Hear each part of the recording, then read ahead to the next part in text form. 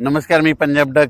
राज्यातल्या सर्व शेतकऱ्यांना सांगू इच्छितो की आजपासून राज्यातला म्हणजे 19 जुलैपासून राज्यातला पाऊस चांगला वाढत जाणार आहे. हे पाऊस चांगला 30 तारखेपर्यंत 30 जुलैपर्यंत दररोज वेगवेगळ्या भागात पडत राहणार आहे. म्हणून हा अंदाज सर्व शेतकऱ्यांनी लक्षात घ्यायचा. सांगायचं झालं तर राज्यात काही भागामध्ये जास्त पाऊस पडणार आहे. तर तुम्हाला सांगू इच्छितो 19 जुलै ते 26 जुलैच्या दरम्यान नागपूर, भंडारा, गोंदिया, अमरावती या पट्ट्यामध्ये काय होणार, एक लो प्रेशर चक्रीवादळ जात असल्यामुळं त्या 4 जिल्ह्यामध्ये खूप मुसळधार ते अतिमुसळधार हेवी टू हेवी रेन होणार आहे. चांगला 300 ते 400 मिलीमीटर तिकडे पाऊस पडू शकतो.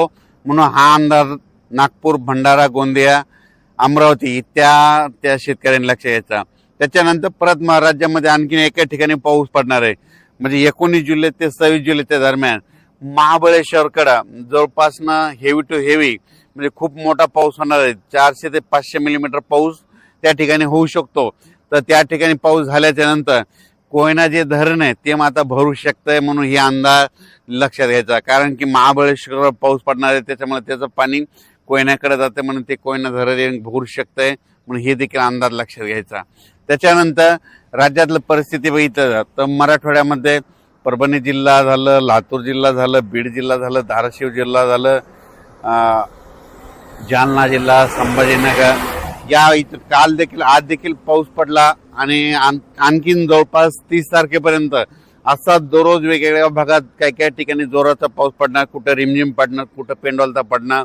म्हणून मराठवाड्यातल्या शेतकऱ्यांना अंदाज लक्षात यायचा. पश्चिम महाराष्ट्रात देखील काय होणार आहे, सांगली, सातारा, सोलापूर, कोल्हापूर, पुणे, त्याच्यानंतर अहिल्यानगर तिकडं देखील काय होणार आहे, हे जवळपास 30 तारखेपर्यंत 30 जुलैपर्यंत म्हणजे आज 19 ते 30 आणखीन 10-11 दिवस असा दररोज वेगवेगळ्या भागात पाऊस पडत राहणार आहे. म्हणून हा अंदाज लक्षात यायचा.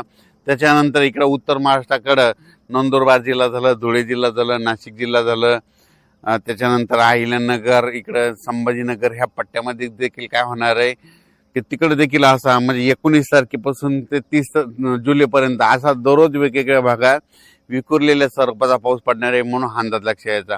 मुंबई पुण्याला देखील जोराचा पाऊस सुरू राहणार आहे. म्हणून हे देखील लक्षात यायचं.